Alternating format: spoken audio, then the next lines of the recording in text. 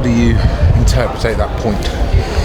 It's 2 points dropped, a real missed opportunity to collect another 3 points. A game I felt up until the first hour of the game we were totally dominant. Got ahead, and then we've lost a terrible goal from the set piece. And that goals do change games, and that gave them confidence and belief. And in the end, we could have lost it, I suppose. But I've just said to the players, in the next 10 games, we can't ever do that again. We can't miss opportunities that we were given today to go and win a game of football. And a man's got a job to do and pick up someone from a set piece. It starts from our throw-in. It's a terrible throw-in. We give it away. They get a corner, and one of our players loses their player and they score. And from nothing really, they've got back into the game. So it's a real missed opportunity. It's 2 points dropped. And there's no doubt about that. You must have been quite pleased in the position you got yourself in, not being quite comfortable in the first half, and then when Mo scores, you must be hoping your team from that position sees the game out. Well, not see the game out. I've said to the players, if we go ahead, the thing you've got to think about is get another goal, because especially at this stage of the season, everyone's fighting for something. So you almost say, when you go one goal ahead, you want to really go and bury them. And that's what teams that are going to get promoted will do. I watched the game this morning.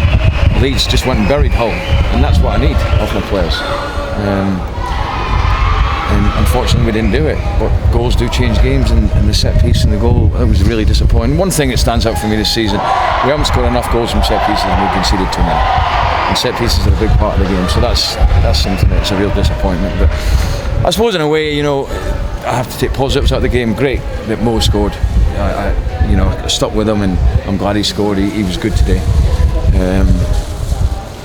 And also the fact that if you lose a game, you've got to make sure that the next one you don't lose, and we haven't obviously.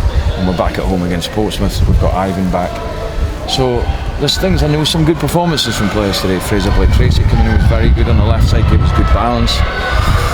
So obviously there's always positives, but it's about winning and getting points at this stage of the season. And there's no question that anyone would say that we've missed a real opportunity to win a game of football today. And I guess the added frustration is this isn't the first time this season that you've come away with a point when you've dominated the game for large periods, and also not the first time you've conceded a goal that you're clearly unhappy about.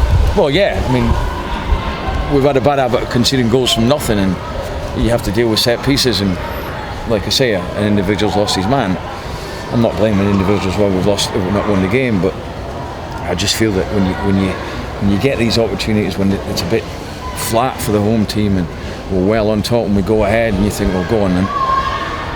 That was a disappointing thing for me today. And we talked about Mo Issa, not only it was a funny one really, because we talked about a potential lack of confidence, but he came out earlier at half time and was just practicing his touch, and then it sort of proved a masterstroke, because as soon as the ball came to him he reacted really well.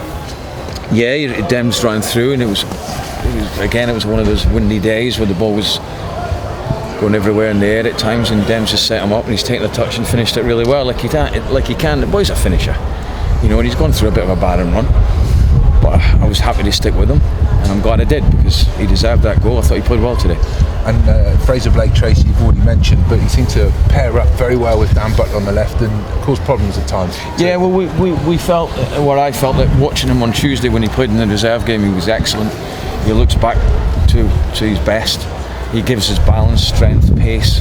I wanted him stepping in. He's easier for a left footer, and I thought he did very, very well. He didn't let anyone down. I thought he gave a good performance. And you also tried changing it in the midfield as well. You had Sammy Smodics come off. Jack Taylor was given a brief period further forward, and then George came on.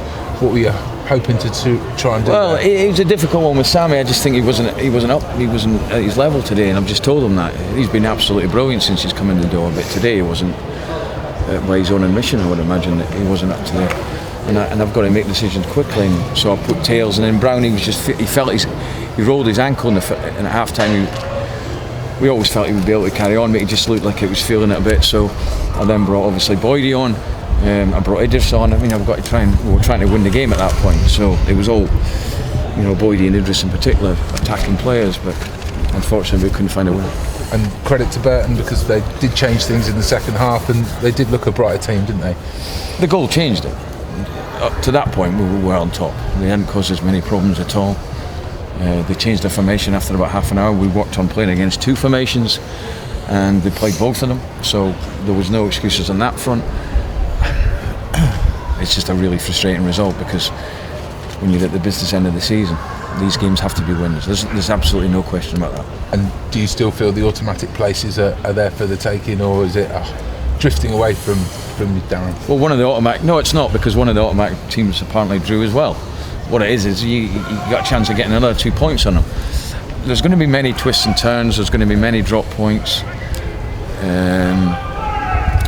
And I feel that today we've definitely dropped 2 points, so we're one of the teams, that have done that.